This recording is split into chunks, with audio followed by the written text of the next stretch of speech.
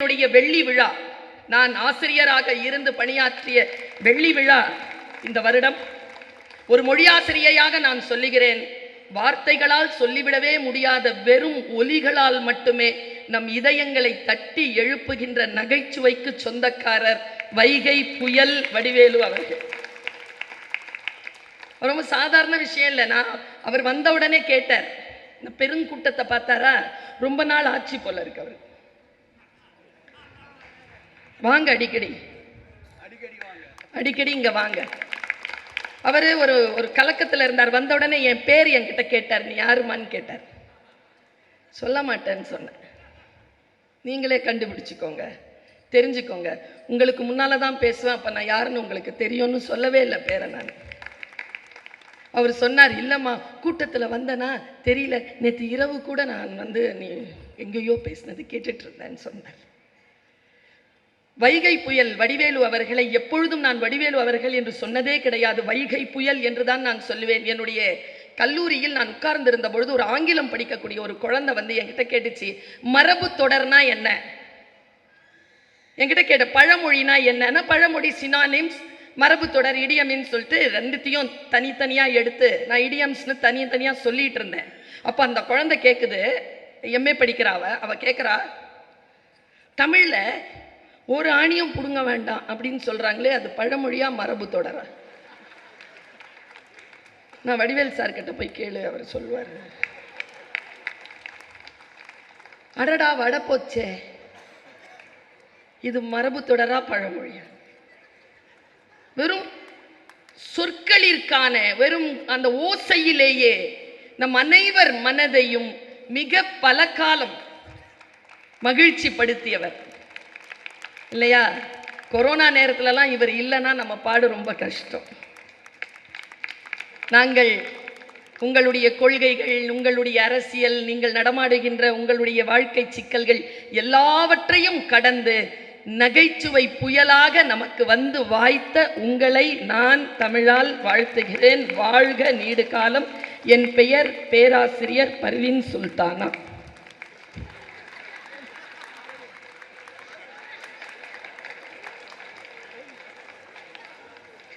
பர்வீன் சுல்தானா பேரை இங்க எழுதக்கூடாது, இங்க எழுதணும். ஏன்னா நாங்கெல்லாம் திராவிட மரபு சார்ந்தவர்கள். இங்க எழுதிக்க மாட்டோம், இங்க எழுதுவோம். புத்தி சார்ந்து சிந்திப்பவர்கள். அதனால் தான் ஐயா எஸ்பிஎம் சொன்னார், இந்த கூட்டம் சாதாரணமாக வந்த கூட்டம் இல்லை, இது ஒன்றும் நலத்திட்ட கூட்டம் அல்ல.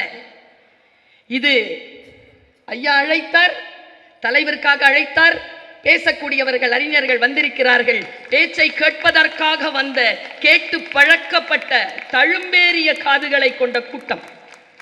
நாடாளுமன்ற உறுப்பினர் அவர்களுக்கு வணக்கம். நம்முடைய மாநகர தந்தைன்னு சொல்லுவாங்க எப்பவுமே, நமக்கு மாநகர அன்னை மேயர் நம்முடைய அன்பு சகோதரி பிரியா ராமன் அவர்கள், மேடையில் வீற்றிருக்கக்கூடிய கழக தூண்கள், கழகத்திற்காக உழைக்கக்கூடியவர்கள், திரளாக கூடியிருக்கக்கூடிய என் ரத்தத்தின் ரத்தமான உறவுகள், தமிழ் மக்கள், உங்கள் அத்துணை பேருக்கும் இந்த நல்ல நேரத்தில் என்னுடைய வணக்கத்தை தெரிவித்துக் கொள்கிறேன். நீண்ட நேரம் பேசுவதற்கு இல்லை, ஏனென்றால் எனக்கு முன்னால் நீண்ட நேரம் உரையை நாங்கள் கேட்டிருக்கிறோம். எனக்கு பின்னால் வரக்கூடியவருடைய பேச்சை கேட்க ஆவலாக இருக்கிறோம். அதனால் மிக சுருக்கமாக என் கருத்துக்களை பதிய வைக்கிறேன். தளபதிக்கு பிறந்த நாள், என்ன கொடுக்கலாம் அவருக்கு? அவர் சொன்னார், நீங்க இந்த அரசியல்ல வரக்கூடிய தேர்தலில் சூழலை மிகச் சரியான நிலையில் மாற்றி திராவிட கழகத்திற்காக, திராவிட முன்னேற்ற கழகத்திற்கான நாட்களாக அதை மாற்றுங்கள் என்று சொன்னார். அது உங்களுக்கான பரிசு இல்லை சார், அது எங்களுக்கான எதிர்காலம், எங்கள் தலைமுறைக்கான வாழ்க்கை. அதனால் நாங்கள் அதை பார்த்துக் கொள்வோம். உங்களுக்கு தான், நீங்கள் தான் எங்கள் தலைவர், உங்களுக்கு என்ன கொடுக்க முடியும்? நான் இப்படி யோசிச்சேன். எங்க அருமை தளபதிக்கு, நம் தமிழ்நாட்டின் முதலமைச்சர் அவர்களுக்கு பிறந்த நாள் பரிசாக எதை கொடுத்து விட முடியும்? சத்தியமாக சொல்கிறேன், தமிழின் மீது ஆணையாக, இன்றைக்கு காலை நான் வாணியம்பாடி முத்தமிழ் மன்றத்தில் பெரிய புராணம் பேசிவிட்டு வந்து கொண்டிருந்தேன். வரும் பொழுது எனக்கு மனசுக்குள்ள அங்க பேசின ஒரு கண்டென்ட் என் மனசுல வந்துகிட்டே இருந்தது. அதை நான் இங்க சொல்றேன், மனசால சொல்றேன். உங்கள் அத்துணை பேருக்கும் தெரியும். எனக்கு நான் எந்த அரசியல் நோக்கத்துக்காக இல்லை, இந்த மேடைக்கெல்லாம் வரேன்னா நன்றி சொல்றதுக்காக வரேன். எங்களை படிக்க வச்சதுக்கு நன்றி, எங்களை சுயமரியாதையாக வைத்திருப்பதற்கு நன்றி, நாங்கள் சிறப்பாக சுயமாக வாழ்வதற்கான வழிவகை அமைத்து தந்த இந்த திராவிட சிந்தனைக்கு நன்றி என்று சொல்வதற்காகத்தான் என்னை போன்றோர்கள் இந்த மேடைக்கு வருகிறோம். எந்த உள்நோக்கமும் கிடையாது, எந்த வருங்கால திட்டமும் கிடையாது. நான் இப்படி யோசிக்கிறேன், இந்த உலகத்திலேயே நம்முடைய பெருந்தலைவர்கள், பேரறிஞர் அண்ணா போன்றவர்கள் சாதாரணமான ஆட்கள். அவர்கள் இந்த பரம்பரை இருக்குல்ல, ஒரு விஷயத்த சொல்றேன், நீங்க எல்லாருமே குறிச்சு வச்சுக்கோங்க. இந்த தமிழ்நாட்டிற்கான மண்ணின் மரபு, ரத்தத்தின் தன்மையை பலர் புரிய மாட்டேன் என்கிறது பல பேருக்கு. இந்த இனம் எப்படிப்பட்ட இனம் தெரியுமா? பல்லாயிரக்கணக்கான ஆண்டுகளான பண்பாட்டிலும் நாகரிகத்திலும் சிறந்து விளங்கக்கூடிய அடிப்படையில் ஆழ் மனதில் சுயமரியாதை உணர்வு கொண்ட ஒரு இனம்தான் தமிழ் இனம். 17 அறியா பழங்குடி. ஆம், எங்களுக்கு இந்த ஊரை விட்டு வேற ஊருக்கெல்லாம் போக தெரியாது. போனாலும் சம்பாதிப்பதற்காக போவோம், வந்துருவோம். அங்க இருந்தாலும் தமிழை கொண்டு போவோம். தமிழை, தமிழ் மரபுகளை கொண்டு போகின்ற இனம் நம் இனம், நம் பதி. இந்த சொல் சிலப்பதிகாரம் நமக்கு சொல்கிறது. 17 அறியா பழங்குடி. இதை பட்டினப்பாலை சொல்கிறது. இந்த பழங்குடியிலே மூத்தோன் ஒருவன் இருந்தான். அவருடைய பெயரை அடிக்கடி பேரறிஞர் அண்ணா அவர்கள் பயன்படுத்துவார்கள். நான் ஒரு வரலாற்று செய்தியை சொல்லுகிறேன். டாக்டர் கலைஞர் அவர்களுக்கு அண்ணாமலை பல்கலைக்கழகம் டாக்டர் பட்டம் கொடுக்குது. நம்முடைய பேராசிரியர் அன்பழகனாருக்கு மதுரை பல்கலைக்கழகம் டாக்டர் பட்டம் கொடுக்குது. கலைஞர், டாக்டர் கலைஞர் அவர்கள் முரசொலியில் எழுதுகிறார். என்ன எழுதுறார் தெரியுமா? எனக்கு அண்ணாமலை பல்கலைக்கழகம் பட்டம் கொடுத்துச்சு, பேராசிரியருக்கு மதுரை பல்கலைக்கழகம் கொடுத்துச்சு. ஆனா நாங்க 2 பேருமே எந்த பல்கலைக்கழக மாணவர் தெரியுமா? அண்ணாமலையிலிருந்து மலையை தூக்குங்க, மதுரையிலிருந்து மாவை தூக்குங்க, நாங்கள் அண்ணாதுரை பல்கலைக்கழகத்திலிருந்து படித்து வந்தவர் என்று அவர் சொல்கிறார். இந்த பேரறிஞர் அண்ணாதுரை அவர் சொல்லுகின்ற, அவர் எப்பொழுதுமே கையில் எடுத்துக்கொண்ட ஒரு வாசகம், ஒன்றே குலம் ஒருவனே தேவன் என்பது. அதை எடுத்துக்கொண்ட வந்தார் இல்லையா? அதை சொன்னது யாருன்னா திருமூலர். திருமந்திரத்தில் அதை சொல்லுகிறார். யாவருக்குமாம் இறைவருக்கு ஒரு பச்சிலை, யாவருக்குமாம் பசுவிற்கு ஒரு வாயுரை, யாவருக்குமாம் உண்ணும் போது ஒரு கைப்பிடி, யாவருக்குமாம் மற்றவருக்கு இன்சொல் தானே என்று சொல்லி பழக்கப்பட்ட பரம்பரை திருமூலர் பரம்பரை. அந்த திருமூலர் சொல்லுகிறார், நம்முடைய வாழ்க்கை எவ்வளவு அற்புதமானது. நான் இன்னைக்கு காலையில சொன்னேன், எப்படி நாம் திருக்குறளை கையில் எடுத்துக்கொள்ள வேண்டுமோ திருமந்திரத்தையும் கையில் எடுத்துக்கொள்ள வேண்டும் என்று நான் பேசிவிட்டு வந்தேன். அப்பொழுது எனக்கு ஒரு ஆசை வந்தது. திருமூலருடைய வாழ்க்கை என்னன்னா, திருமூலர் ஒரு சித்தர். அப்படி போயிட்டே இருக்கிறார். போயிட்டு இருக்கும் பொழுது பாம்பு கடிச்சு ஒரு இடையன் இறந்துட்டான். அந்த ஆடுகள் எல்லாம் அவனை சுத்தி அப்படியே ஏக்கமா பார்த்துட்டு இருக்கு. எழமாட்டானா, நமக்கு இலை பறிச்சு தரமாட்டானா, அவன் செத்துட்டானா, நம்ம ஆள் இல்லையா அப்படின்னு இப்படி ஏங்கி அந்த இறப்பை தாங்க முடியாமல் அந்த ஆடுகள் எல்லாம் தவித்து இருக்கும் பொழுது திருமூலர் நேரா போய் ஒரு மரத்துக்கு கீழே மலைச்சாரல்ல படுத்துட்டு தான் உயிரை அப்படியே எடுத்துட்டு போய் இடையன் உள்ள செலுத்திட்டார். ஆடுகள் எல்லாம் சந்தோஷமாயிடுச்சு. திரும்பி வந்து பார்க்கிறார், தன்னுடைய உடலை எரித்திருக்கிறார்கள் பிணம் சொல்லி. கடைசி வரைக்கும் அவர் இடையனாகவே வாழ்ந்து விட்டு போனார். எனக்கு மட்டும் அந்த சக்தி இருந்தால் இதோ இப்பொழுதே நினைவாலயத்திற்கு சென்று இந்த உயிரை அங்கே செலுத்தி கலைஞனவர்களை பரிசாக இந்த தளபதிக்கு அந்த பிறந்த நாள் பரிசாக தந்துவிட மாட்டோமா என்ற நினைவிலேயே நான் இன்றைக்கு பயணம் செய்து வந்தேன். எந்த மாதிரி ஒரு தலைவரை காலம் நமக்கு தந்திருக்கிறது. இந்த தலைவரை தண்ணீர் விட்டோ வளர்த்தோம் சர்வேசா, இப்பயிரை கண்ணீரால் காத்தோம், கருகத் திருவுளமோ என்று கசிந்து கண்ணீர் மல்குவான் பாரதி. அப்படி காலம் நமக்கு தந்த அற்புதமான பெட்டகம்தான் இந்த தலைவர் தளபதி அவர்கள். இந்த தளபதியை நாம் கொண்டாடி அடுத்த கட்டத்திற்கு அவர்களை எப்படி நாம் நகர்த்தி செல்வது என்பது நம் புத்திசாலித்தனம். நம் வருங்காலத்திற்கு நாம் யாரை பரிசளிக்க போகிறோம் என்பது நம் கையில் இருக்கிறது. சில வெறும் புள்ளிகளை பெரும் புள்ளிகளாக்குவதற்காக நம் விரல்களில் கரும்புள்ளிகளை ஏந்தாமல் உண்மையான தலைவர்களை முன்னிறுத்துவதற்காக நாம் இந்த தேர்தலை எதிர்கொள்ள வேண்டும். அதற்காக நான் சொல்லுகிறேன். யார் தெரியுமாங்க ராஜா? நான் இதுவரைக்கும் மாமன்னன்ல நல்லா நடிச்சிருந்தீங்க, வாழ்த்துக்கள், ரொம்ப நல்லா நடிச்சு. இங்க வருங்க, உங்களுக்கு எத்தனையோ பேர் விழா எடுக்கலாம். அதாவது ராஜரத்னம் பிள்ளை வாசிச்சுட்டே வரும்பொழுது, நாதஸ்வரம் வாசிச்சுட்டே வரும்பொழுது அவருக்கு பெரிய உயரிய தேசிய விருது கிடைச்சது. அப்போ அவர்கிட்ட கேட்டாராம், உங்களை நீங்கள் ரொம்ப பெரிய ரசிகரா யாரையாவது பார்த்துருக்கீங்களா? யாருன்ன உடனே பார்த்துருக்கேன். உலகத்தில் இருக்கக்கூடிய பெருந்தலைவர்களும் மிகப்பெரிய ஆட்களும் உங்களை பாராட்டுவதெல்லாம் பாராட்டல்ல. ராஜரத்னம் பிள்ளை சொன்னார், நான் ஒரு வாட்டி ஒரு கோயில் திருவிழாவுக்கு வாசிச்சுட்டே போயிட்டு இருந்தேன். பக்கத்தில் ஒருத்தன் ஒரு குடியானவன் தலையில் பெட்ரோமாக்ஸ் வச்சுட்டு வந்தான். நான் ஒரு பிர்கா வாசித்தேன், பலே அப்படின்னு தூக்கி அப்படி பிடிச்சான். அதுதான் என் வாழ்க்கையில் கிடைத்த ஆகப்பெரிய, அந்த மாதிரி சொல்கிறேன், அந்த பலே தான் சூப்பர். நான் எப்பவுமே யாரையுமே ராஜான்னு சொல்ல மாட்டேன். நான் சொல்கிறேங்க, இந்த நூற்றாண்டில் தமிழ்நாட்டிற்கு கிடைத்த மன்னன் ராஜா. ஏன் ராஜான்னு சொல்கிறோம் தெரியுமா? நான் ஏன் சொல்கிறேங்கிறத சொல்கிறேன், காரணத்தை சொல்கிறேன். சாதாரணமாக புகழ்ந்து சொல்கிறதுக்காக சொல்லலை, உண்மையாகவே அவர் ராஜா தான், நமக்கான ராஜா தான். மக்களாட்சி தான் இது, மக்களால் தான் தேர்ந்தெடுக்கப்படுகிறோம். மக்களால் தேர்ந்தெடுக்கப்பட்ட மாமன்னன். பாருங்க, பைபிள்ல ஒரு ராஜா வராங்க. பைபிள்ல வரக்கூடிய அந்த ராஜாவுக்கு என்ன பேர்னா சாலமோன்னு பேரு.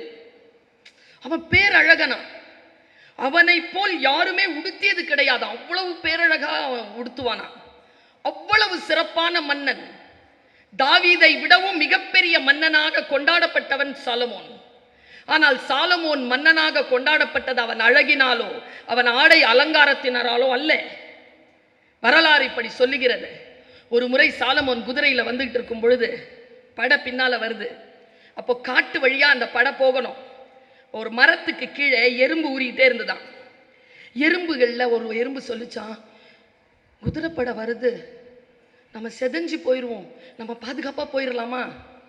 அப்போ ஒரு எறும்பு சொல்லிச்சான், கவலைப்படாதே, வருபவன் சாலமோன், அவனுக்கு நாம் பேசிக்கொண்டிருப்பது கேட்கும், அவன் நம்மை மிதிக்க மாட்டான். எறும்புகளை மிதிக்காத ராஜன் வாழும் சாலமோன்.